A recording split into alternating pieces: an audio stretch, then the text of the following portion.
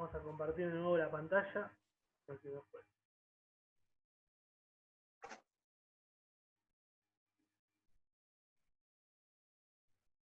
¿puede repetir todo lo último de lo de devengado que no... Sí. Acá la respuesta decía que es básicamente un poco el concepto del principio del devengado y del percibido, y eso te va a llevar a la aplicación a este caso. El devengado, recuerden que es cargar al ejercicio algo que se generó sin importar si se cobró o se pagó. Por lo tanto, si analizo el devengado, yo la factura hecha en abril la tengo que imputar en abril, por más que la cobre en mayo. Y si yo analizo el percibido, que implica cargar al ejercicio, si yo lo cobré o lo pagué efectivamente, si analizo el percibido, implicaría cargar esa venta en mayo. Esa era la respuesta en este caso. Por eso, bueno, económicamente se utiliza el devengado. ¿Qué quiere decir acá? Económicamente se utiliza el devengado y financieramente el percibido. Económicamente hablo de estado de resultados. Como vamos a ver más adelante, como han leído en el apunte de informes contables, cuando definía el estado de resultados, se formula por el principio del devengado. Y financieramente el percibido significa que el estado de flujo de efectivo, que es el otro estado contable, se formula por cobros o pagos efectuados. Tengo acá un mensaje, me deja verlo.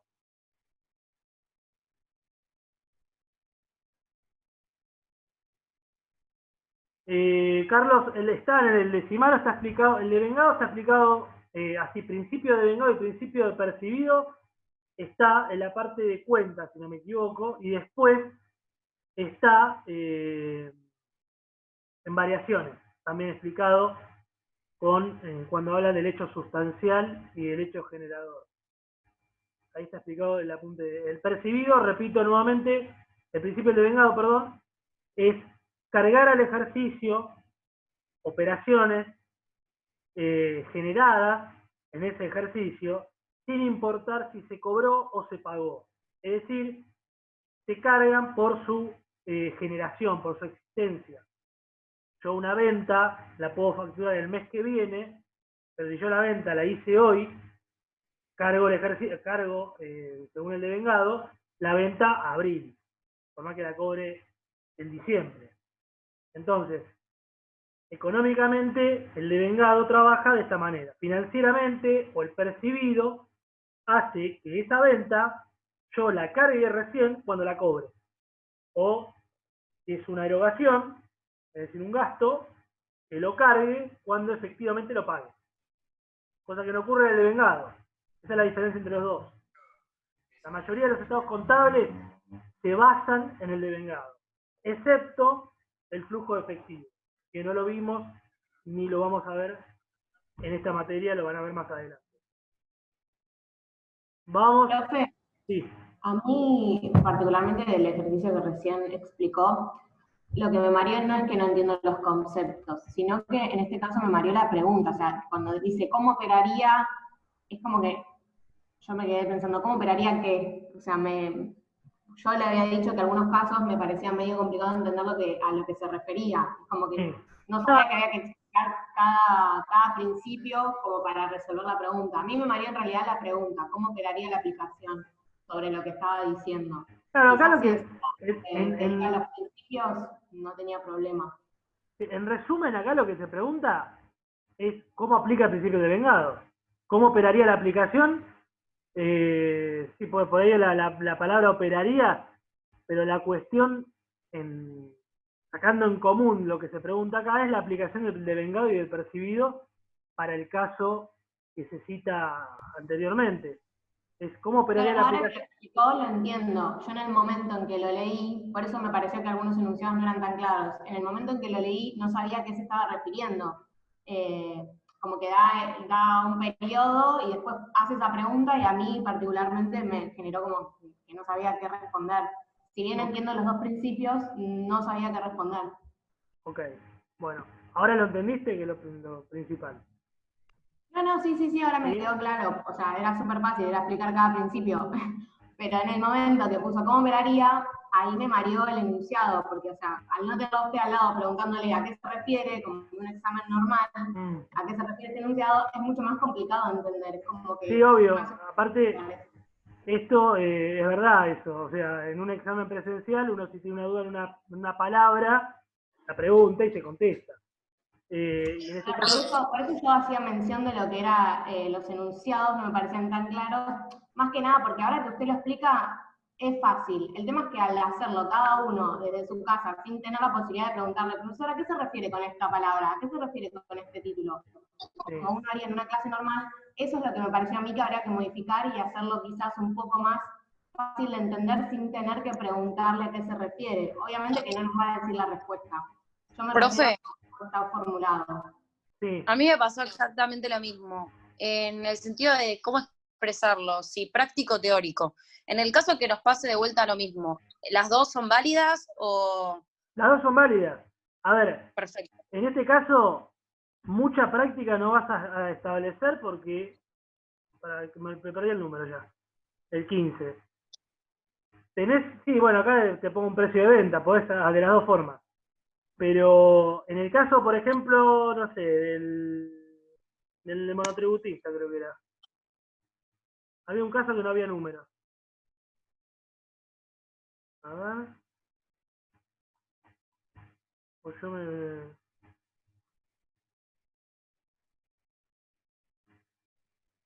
Sí, durante el ejercicio mensual actual el contador nos comunica que acá no tenés números.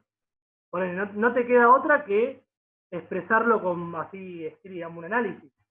Ahora, el análisis puede ser práctico o teórico, sí. Eso yo no pongo ninguna restricción en ese caso. Ustedes lo analizan como lo entienden. Ahora, como decía Belén, volviendo a eso, claramente tienen que interpretar las consignas, ¿no? Y para interpretar las consignas tienen que estar claras para uno. A ver, hay palabras que ustedes tal vez no están acostumbrados, porque hay gente por ahí que nunca vio algo de contabilidad y no está acostumbrado a escuchar o a que se le pregunte en un examen. Y es lógico.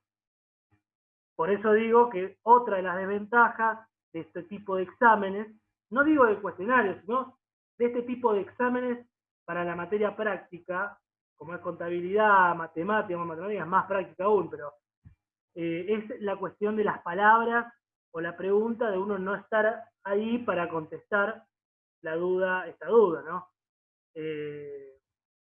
Así que, bueno, igual lo vamos a tener en cuenta estoy acá, para el tema del parcial. Como les digo, igual, muchos casos, mini casos, por ahí así va a haber, no va a haber esa cantidad, va a haber menos, capaz, de hecho, capaz por ahí 3 o 4, no sé. Pero la idea es que se alcance el tiempo, ¿no? Y otra cosa que habrá perjudicado por ahí a que cueste entender las palabras o cómo se preguntaba, era el tiempo. Porque no es lo mismo leer esta pregunta en 5 o 10 minutos a leerla en 1 minuto, 2 minutos. La cuestión del tiempo también jugó acá, y ustedes me lo han hecho saber también. Y también me di cuenta. Entonces, por eso la idea es que tengan más tiempo ahora, para leer bien la consigna y para tener más poder de expresión y que nadie los trabe con la cuestión de la respuesta, ¿no? De nuevo me quedé en el 15. 16. Bueno, de nuevo el principio del devengado y del percibido. Explicite brevemente cómo se imputan en variaciones patrimoniales los resultados negativos en base al reconocimiento del hecho sustancial. Esto lo decía Cimaro en el libro, justamente la parte de hechos generadores y hechos sustanciales. Recuerden que el hecho sustancial es lo que da evidencia a la generación del acto o de la operación, es decir, cuándo se genera. Por ende, la variación patrimonial lo que prioriza es la generación, por ende, el hecho sustancial. Lo que hace a sacar de conclusión acá es que se saca de conclusión, y aparte está explícitamente en el libro, que se aplica el principio del devengado. Entonces, acá simplemente es explicar cómo impacta, cómo se computa un resultado negativo en el tema de variaciones patrimoniales. Cómo juega el devengado y el percibido. Si acá le decía el principio del devengado solamente y no del percibido, le estaba dando la respuesta. Por eso le puse de percibido. Capaz que alguno lo mareó. Pero la idea también no es darle la respuesta en bandeja, sino que tengan que ustedes que analizar. Porque de eso consiste un examen. Al menos yo no tomo lo mismo que dice la guía práctica, aunque en el ejercicio 7 les ha puesto casi los mismos números, o los mismos conceptos. Pero esta era una simulación, ¿no? Pero no tomo lo mismo que dice la guía. No, la realidad es que no. Y es así porque la cuestión es que el alumno, después de practicar todos los ejercicios que tienen, y de leer la teoría, y de debatir en las clases, y de hacer consultas, está en condiciones de enfrentarse a una situación con todas las herramientas que ustedes obtuvieron y resolverla. Por ejemplo, esto es una pregunta más teórica igual, pero un mini caso. Estos que juntan la variación con análisis de documentos comerciales. Ustedes tienen la herramienta de documentos, estudiada. Tienen la herramienta de variaciones, estudiada y practicada. Entonces están en condiciones de vincular esos conceptos en un caso práctico. Y ahí se ve justamente la parte en contabilidad, y la persona analiza qué poder analítico y de conjunción de conceptos tiene, y a su vez de relación, porque son conceptos relacionados, pero hiper.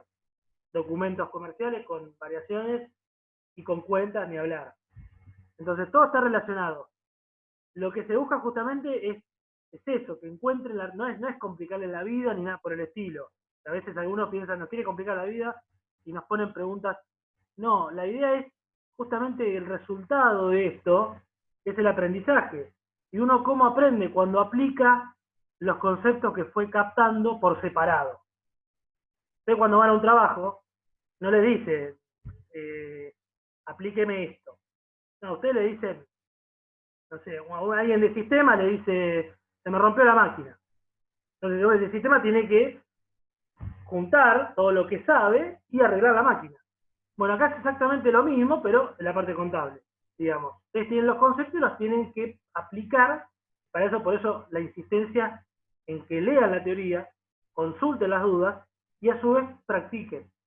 Porque de la conjunción de esas tres cosas, ustedes van a estar en condiciones, pero excelentes de hacer el examen. Así que por eso la insistencia en la lectura, en la práctica y en las consultas. En el caso este es más que nada una definición conceptual, teórica del libro. Es una típica pregunta teórica. Y justamente el hecho sustancial es el hecho que se prioriza en las variaciones patrimoniales y es el hecho que se vincula al principio del devengado. Ya terminamos. 17. Indique si es verdadero o falso que el criterio de prudencia es uno de los principios de la contabilidad generalmente aceptados. Otra cuestión o afirmación que hace referencia a la lectura. El criterio de prudencia o la prudencia, es uno de los principios de la contabilidad generalmente aceptados, por ende es verdadero. Es una serie de 13, 14 principios que están enunciados ahí en el libro de Cimaro. 18. Bueno, acá vamos a lo que les decía. Una típica pregunta teórica y de relación. Relaciona el concepto de bienes económicos con sociedades comerciales. Ustedes saben qué es una sociedad comercial, que lo vimos en la primera clase cuando era un lío el aula, y qué es un bien económico, que es lo que venimos trabajando desde el concepto de bienes económicos hasta de las cuentas y lo que vamos a ver de acá en adelante también. Entonces, ¿qué es un bien económico? Que muchos de ustedes me lo dijeron en el aula. Son bienes u objetos susceptibles de tener valor, algo que tiene valor, material o inmaterial. ¿Y qué es una sociedad? Dos o más personas que se forman en forma de organización y bajo la condición de compartir o soportar las ganancias y pérdidas y aportar como objetivo de aplicar esos aportes a la producción o comercialización de bienes o servicios. Bien, tengo los conceptos por separado, ¿cómo los relaciono? Bueno, esos bienes que yo estoy fabricando o esos bienes que yo estoy comprando, por ejemplo, una máquina para fabricar, son bienes económicos porque tienen valor, porque le generan valor o le va a generar valor a la empresa. Recuerden, no lo dice acá, ni tampoco lo pregunté, pero recuerden la definición de activo. Activos son todos los bienes o derechos que tiene la empresa, derechos de cobro por ahí que tiene la empresa. Esos bienes de la definición de activo son los bienes económicos. Por ende, bien económico y social comercial está hiper relacionado. Después me lo pueden escribir como ustedes quieran y les salga.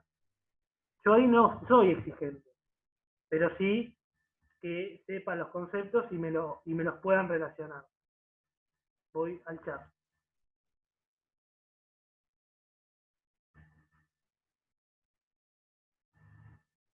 Claro.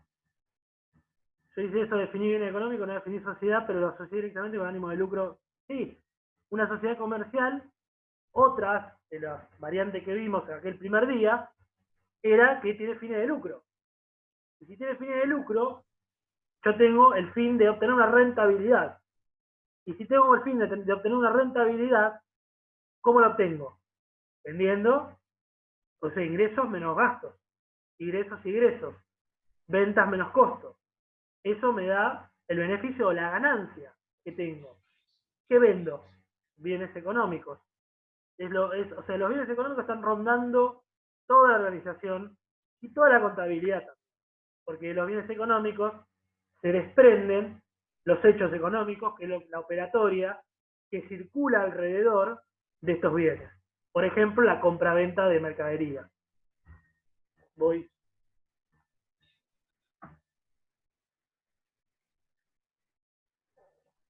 Y Carlos, ahora después vamos a hacer las últimas aclaraciones del examen. Terminamos acá y seguimos hablando del examen, de cómo podría llegar a ser y de los mecanismos. 19. ¿Cuáles son los parámetros determinantes del modelo contable a seguir? Este lo voy a dar como ejemplo antes de arrancar con la revisión. Elija uno y explícalo muy brevemente. Bueno, acá, unidad de medida, capital a mantener y criterio de medición. Como puse en el paréntesis, eso era propio para mí. Cualquiera de estos tres parámetros que expliquen con sus palabras es correcto. O sea, no busco que me pongan las palabras de Cimaro. Busco que ustedes hayan leído Cimaro y sean capaces de responderme el concepto con sus palabras. No busco palabras técnicas, ni científicas, ni nada. Busco que me respondan correctamente con sus palabras lo que se está preguntando. Y la cuestión de elegir cualquiera de los tres parámetros es para no ser tan dictatorial o autoritario y decirme, definime este. Elegir que vos quieras, pero definímelo bien, con la lectura que se hizo.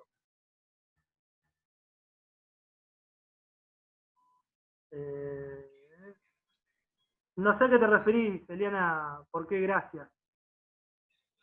No, perdón, profe, es que me equivoqué y configuré el chat en privado. Entonces Mariano me corrigió. Disculpe, no, era por eso. Última pregunta. Indique verdadero o falso en base a la afirmación. Una de las diferencias de las sociedades bajo la figura de SRL con respecto a la SA es que en estas últimas los socios responden solidariamente con sus bienes ante alguna contingencia. Falso, en ambas sociedades, como dice la devolución, los socios tienen responsabilidad limitada. Esto es aquel cuadrito, me acuerdo que les había hecho en un aula súper llena, en la primer día o la primera semana, pues, de sociedades, donde definimos qué era una SA, qué era una SRL, qué era una sociedad colectiva, qué era una sociedad en comandita, cómo era la responsabilidad de los socios, Recuerden que la SRL y la SA se limitan a la tenencia que tengan, ya sea de acciones en una SA o de cuota partes en una SRL. ¿En qué sociedades la responsabilidad es ilimitada? Por ejemplo, una sociedad colectiva o una sociedad de comandita, sea simple o por acción. Exacto, Mariano. Entonces, acá directamente yo di la devolución esta, pero no había que justificar la falsedad o la afirmación si fuera verdadera.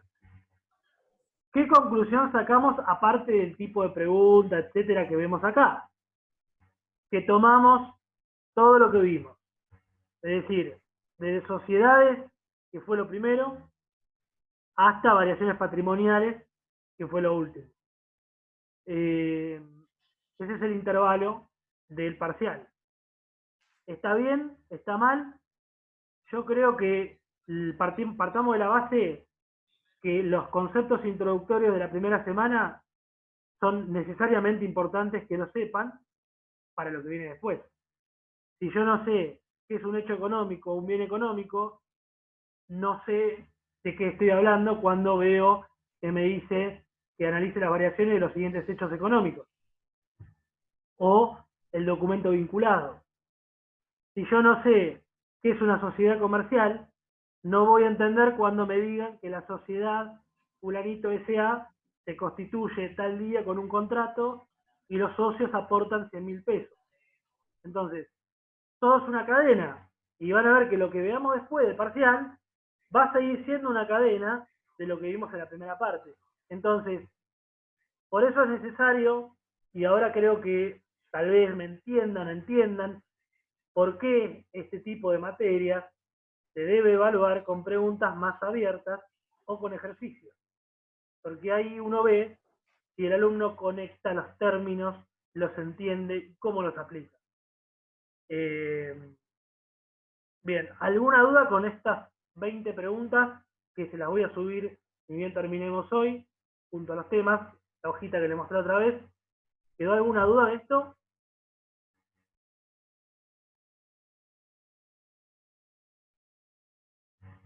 ¿No? ¿Sí? ¿Están? No, por el momento no. ¿No? Ok. Cierro esto y voy a una aclaración de variaciones patrimoniales para los ejercicios más numéricos, que digamos. Como ustedes saben, variaciones patrimoniales es un tema que se desprende a la ecuación contable dinámica. A ver quién me dice acá, a modo de repaso, cuál es la relación entre la ecuación contable dinámica y las variaciones patrimoniales.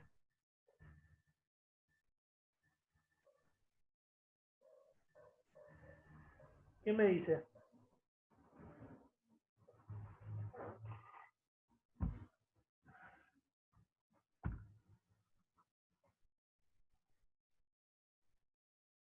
¿Un voluntario o voluntaria?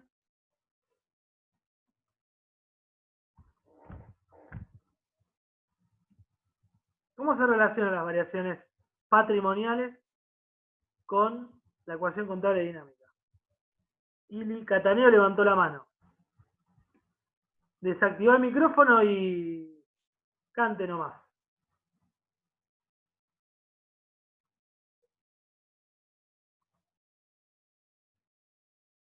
Los escucho, chicos.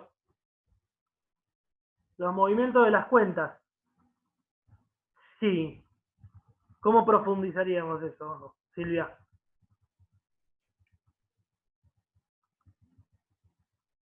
¿Por qué les dije yo que era importante entender la ecuación contable dinámica antes que ver variaciones patrimoniales?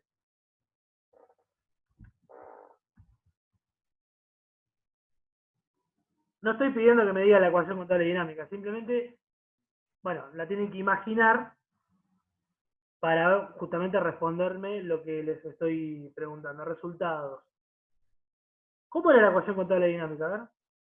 Ahora sí les pregunto cómo era.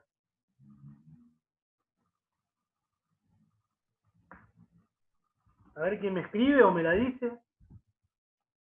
Se pueden fijar, no estamos en examen ahora. Igual el examen por ahí se fijan también, que también está bien, no hay problema.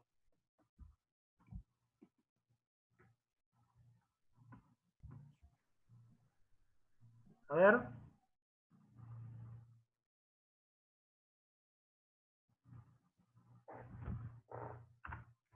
Activo. Esa es la ecuación contable estática o básica. Carlos y Silvia. La dinámica, ¿cómo era? Activo más. Activo más resultado negativo igual pasivo más patrimonio neto más resultado positivo. Pasivo más patrimonio neto más resultado positivo. Ahí la mando al chat. Esa era la ecuación, mejor dicho, la ecuación contable dinámica. Bien. Ahora, ¿qué me dice eso? El activo es al cierre. El resultado negativo es al cierre. El pasivo es al cierre. El patrimonio neto es al inicio. Y el resultado positivo es al cierre. ¿Qué obtengo acá? ¿O qué veo? ¿Ves los movimientos que hubo durante el mes de la empresa? Bien, bien. Con la ecuación contable dinámica, es dinámica justamente porque va variando y va cambiando, va modificando su forma con los movimientos que se produzcan en la empresa durante un mes o un año, si estoy analizando un año, o una semana, si estoy analizando una semana, o un día. Entonces, lo que me da la relación que hay entre la ecuación contable dinámica y las variaciones patrimoniales es que yo lo que va variando fecha por fecha, si ustedes se imaginan el ejercicio de variaciones, lo voy viendo en cada fecha con la ecuación contable dinámica también. Alguien de ustedes, en una resolución que hicimos, no me acuerdo si era de los adicionales o de la guía, me preguntaba si hacía falta que abajo del cuadrito del Excel vayan poniendo cómo va quedando la ecuación estática de cada fecha. Pero al final del ejercicio, yo puedo aplicar la dinámica. Es decir, el activo menos pasivo igual patrimonio neto, si yo estoy en el primer día del mes, aplico eso porque es una foto de ese día. Ahora, si estoy en el día 5, aplico la básica porque es una foto del día 5, que es lo que hacemos en los ejercicios. Pero si yo al cierre del mes quiero ver los movimientos que hubo en todo el mes, no en el día 1 y en el día 5, aplico la dinámica. ¿Y para qué otra cosa sirve también o puede llegar a servir? La ecuación contable dinámica sirve también, por eso tiene el patrimonio neto de inicio en su fórmula, para justamente ver la variación patrimonial que hubo. Y como ustedes ven ahí en el chat, que les puse la fórmula, es una igualdad. Como cuando en variaciones patrimoniales ustedes tenían que llegar o debían respetar esa igualdad. Activo igual pasivo más patrimonio neto. Entonces, si la ecuación contable dinámica también es una igualdad, es un elemento de verificación de las variaciones patrimoniales implementadas y un elemento también de conclusión sobre lo que está pasando en la empresa. Por ejemplo, ahora lo voy a mostrar y lo vamos a hacer. Por ejemplo, en una empresa se producen solamente como variación modificativa el aporte de capital inicial y la venta, hace una venta. Al final, póngame que estamos analizando un mes. El día 1 aporte de capital, tengo una modificativa. En el día 20 vendo, tengo otra modificativa. Al cierre, yo puedo constatar que efectúe bien esas variaciones efectuando la ecuación contable dinámica. ¿Cómo?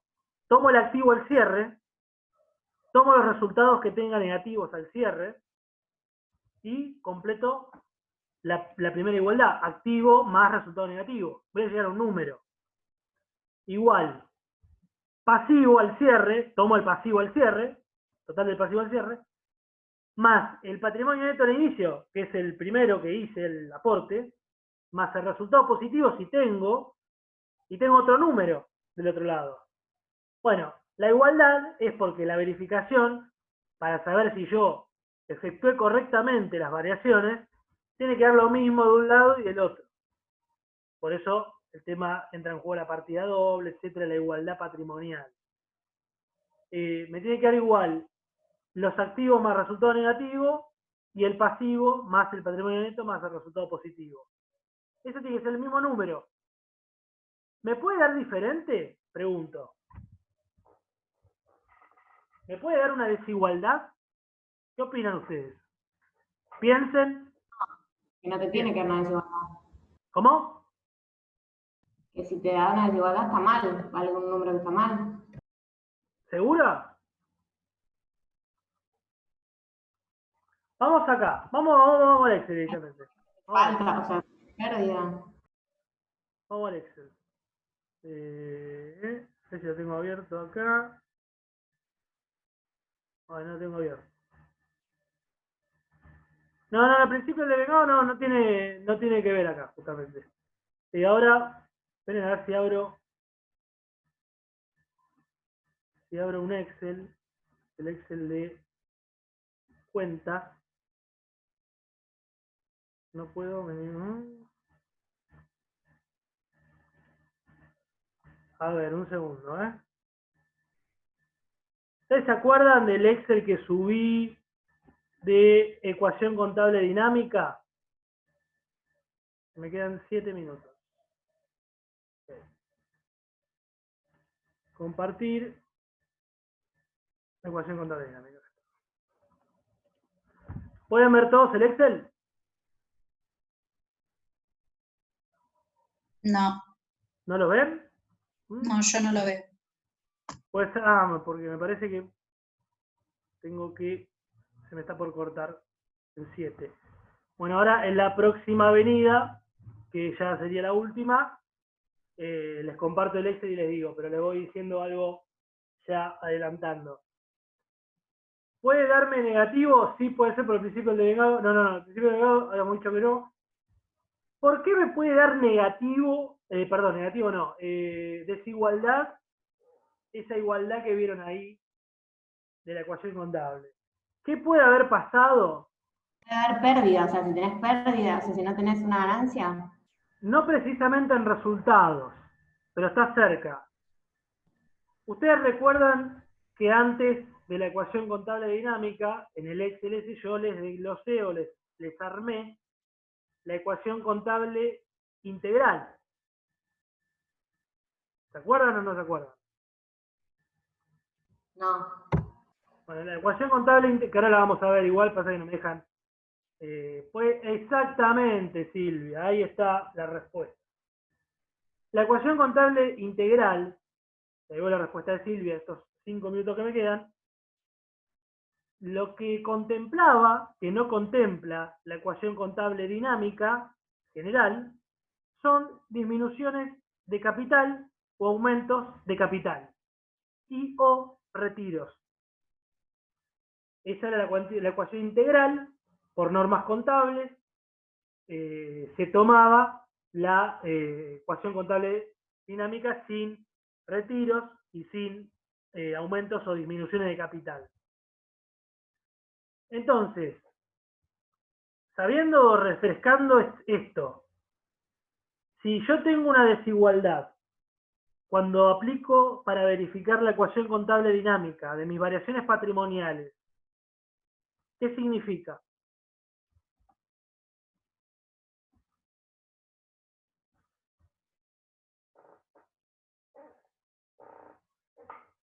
Que alguno de los socios hizo un retiro o puede ser que se haya sumado un nuevo socio con más capital. Bien.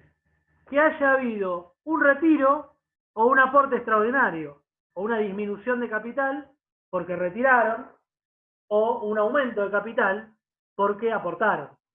Es decir, Si yo estoy analizando la ecuación contable dinámica como verificación de las variaciones que hice, y me da diferencia de 30.000 pesos, ¿cómo se justifica eso? No está mal. ¿Cómo se justifica? Son retiros o aportes que hizo el socio en el ejercicio y que no están informados. Ahora bien, si están informados en los hechos económicos, tiene que ser el mismo número del aporte o del retiro. Si yo te les digo, por ejemplo, en uno de los meses, el socio B retiró 10.000 pesos. En el momento de analizar las variaciones patrimoniales, me van a decir, hubo un retiro, hubo un movimiento patrimonial, por ende la variación es modificativa. Bien, bárbaro, sigo a la siguiente. Voy haciendo todas las variaciones. Cuando termino, y si les pido, verifiquen con la ecuación contable dinámica, simplemente reemplazar datos en la ecuación contable, tengo el activo al cierre, tengo el pasivo, tengo el patrimonio neto, al inicio, voy reemplazando. Y me da la igualdad, la desigualdad, me da una desigualdad de 10.000 pesos. Entonces, ¿yo qué digo? ¿A qué se debe esta diferencia que no debería tener, pero la tengo? Porque el socio hizo un retiro dentro del ejercicio y no lo hizo al inicio ni al cierre. Por eso no me da la igualdad. Porque la ecuación contable dinámica evalúa el inicio y el cierre.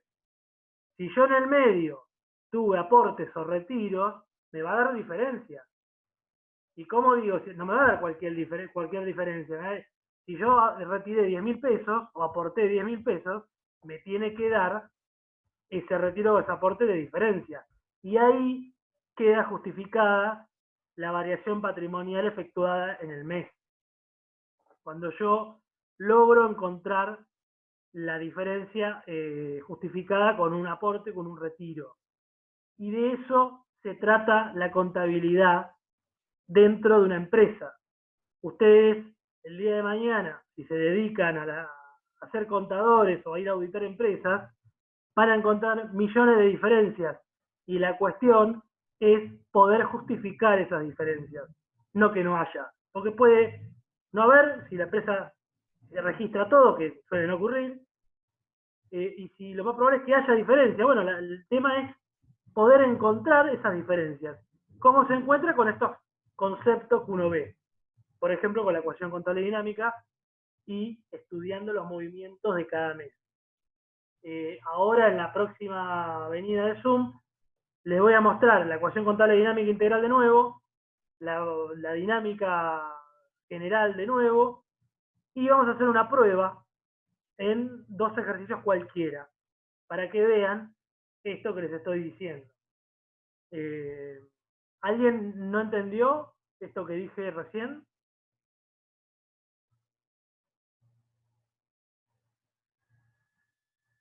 Los escucho, ¿eh?